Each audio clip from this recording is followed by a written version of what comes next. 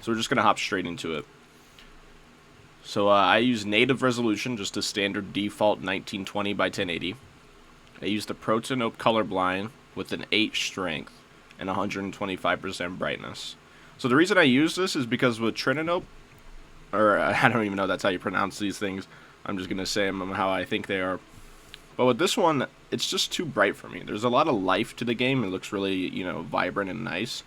But sometimes it's just way too bright, and it gets really distracting.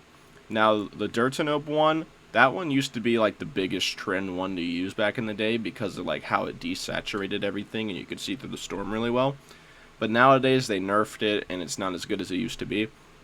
So that's why I like to use Protanope, because it's a perfect balance between Dirtanope and Trinanope. So you can see through the storm and there's still a lot of life to the game, which I really like. 3D resolution, 100%. On plus boost, this is a big thing that will help you with hitting your edits and just having a smoother gameplay. Always have, if you're on PC and have this option, NVIDIA Reflex Low Latency. This is the best thing to have on to help with your ping and stabilizing like all latency things that might happen. This is an amazing setting you have to have on if you're on PC. I'm just going to go through every single setting for you guys. Some of these might have explanations, some of these might not. Turbo building, obviously have that on.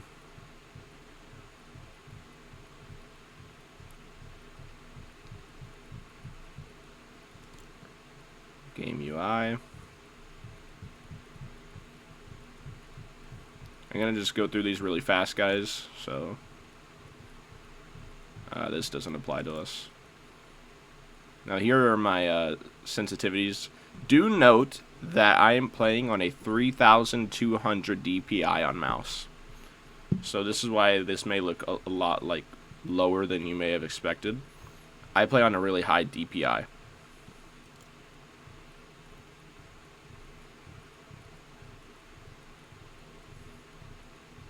Obviously, if you are on keyboard, set this up right here, the building edit, have two building edit binds, and then have one of the same binds as your reset building edit. That's how you get scroll wheel reset. If you're not using that in the big 2025, there's no hope for you.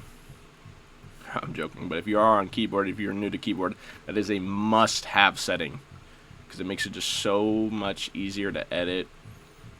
It'll really help you, trust.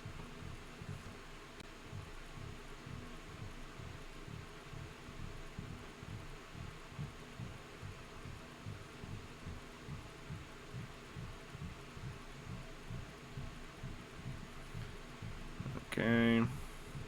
Some of these I really don't have binded because I just don't care. But yeah, I think all the main settings you guys have already seen now. So yeah, that's my whole settings. Yeah, that's literally everything. And I also saw somebody in the comments ask about like some tips for keyboard and mouse because they're new to keyboard and mouse. So I'll give you guys some tips on that right now. Focus on your crosshair placement and minimizing any like wild motions. Because like I know I see a lot of players, they'll just like swing around their mouse like really wildly for the edit. So like a lot of people will come up and they'll go, and then they'll edit like that. But try to minimize like how much you're moving your mouse. So like that right there is perfect crosshair placement to edit. So like it should be just a real short, quick motion just like that. And you'll see it's almost like I'm on simple edit. But minimizing that keeps it to where you can have a more controlled crosshair and you can track your enemies better. Because like if you're just really wild, frantically editing like this, you're going to miss your edits and you're going to mess up your crosshair placement. It's going to be harder to track your opponent. So just make sure you're taking the shortest route on your edits, keeping your crosshair nice and controlled to where you can keep track of your enemy and have an accurate edit. For my next tip with building, practice your 90s. I figured out that like when I first went onto keyboard and mouse, that editing was really easy, but building was the hardest part. So practice your building. Just practice doing standard 90s like I'm doing right here. And then maybe you can even level it up and try to do sprinting 90s. Or these type of 90s. But yeah, just try to level up your 90s, because like the 90s is obviously the most popular building method in the game. And I definitely would say that it's one of the most useful. So just practice doing your 90s to start off with building. Adding your editings with your buildings. Now, obviously, if you're new to keyboard, you're probably not going to be able to do what I'm doing right now. But, like, still, you can level up your building just by practicing. So just start with your 90s and try to add more edits into there.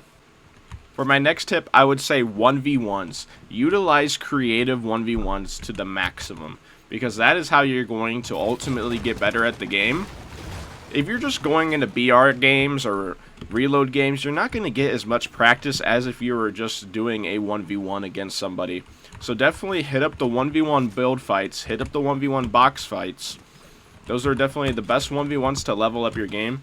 Building, obviously that'll help with the build fights, you know.